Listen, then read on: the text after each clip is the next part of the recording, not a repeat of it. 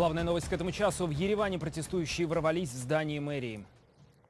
Я Игорь Севрюгин, здравствуйте. Демонстранты в Армении требуют немедленной отставки мэра столицы. Поводом для беспорядков стала вырубка деревьев в одном из парков. Сначала возле мэрии проходил митинг, затем активисты ворвались в здание и хотели пробраться к кабинету главы города Тарона Маргаряна. Успокоить активистов попытался его заместитель, однако демонстранты заявили, что хотят говорить лично с мэром. Он представляет правящую до недавнего времени республиканскую партию. Вырубка деревьев проходит в парке в центре города. Чиновники пытались объяснить, что вырубают высохшие деревья и скоро высадят новые. Однако люди с ним не согласились, причем некоторые отправились в администрацию со стволами и ветками. Напомню, в апреле массовые акции протеста в Армении привели к тому, что в отставку ушел премьер-министр Серж Саргсян. Позже в оппозиции оказалась правящая партия. Главой правительства стал лидер протестов Никол Пашинян. Он сформировал костяк кабинета министров из своих сторонников.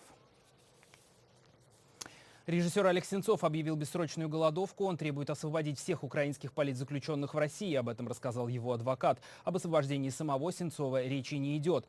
О своем решении режиссер написал в письме. Адвокат добавил, что Сенцов собирается идти до победного конца. Цитата: «Либо он погибнет, либо его требования начнут исполнять». Сейчас Олег Сенцов отбывает срок в российской колонии. Его вместе с Александром Кольченко признали виновными в создании террористического сообщества в Крыму. Сенцов получил 20 лет колонии строгого режима, Кольченко 10 лет. Оба свою вину отрицают. Президент России Владимир Путин помиловать Сенцова отказался. Сегодня президент Украины Петр Порошенко призвал международное сообщество продолжить давление на Кремль из-за голодовки режиссера.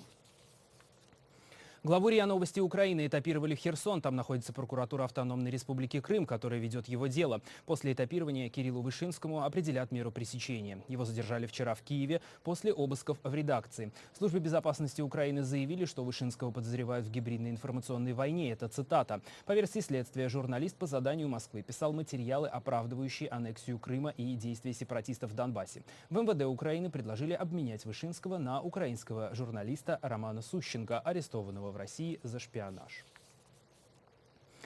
Северная Корея пригрозила отменить встречу Ким Чен Ына и Дональда Трампа. Это может произойти из-за военных учений США и Южной Кореи. Такое заявление Пхеньян сделал через 4 дня после начала маневров.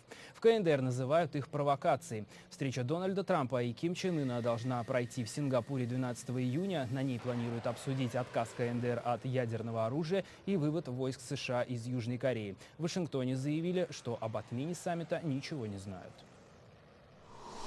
Мы действуем исходя из того, что Ким Чен Ын говорил ранее. Он понимает и ценит важность совместных учений США и Южной Кореи. Больше мы не получали от него никакого формального или даже неформального уведомления. Более 50 международных организаций потребовали отменить блокировку Telegram. Среди них Amnesty International, Transparency International, Репортеры без границ, правозащитный центр Мемориал, Агора и другие. Они направили письма, в том числе в ООН, Евросоюз и Вашингтон. Документ цитирует «Новая газета». Организации призывают оспорить действия российских властей. Запрет мессенджера они называют атакой на свободу выражения мнения. Напомню, российские власти пытаются заблокировать Telegram уже более месяца, однако мессенджер продолжает работать, а от действий Роскомнадзора пострадали сотни сторонних сервисов.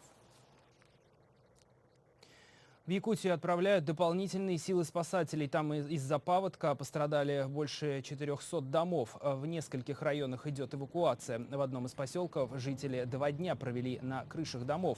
Есть перебои с электричеством и связью. В республике объявлено чрезвычайное положение. Местные жители отмечают, что власти не предупреждали о риске подтопления. Вода поступала, особенно вчера, думали вообще полностью потонет.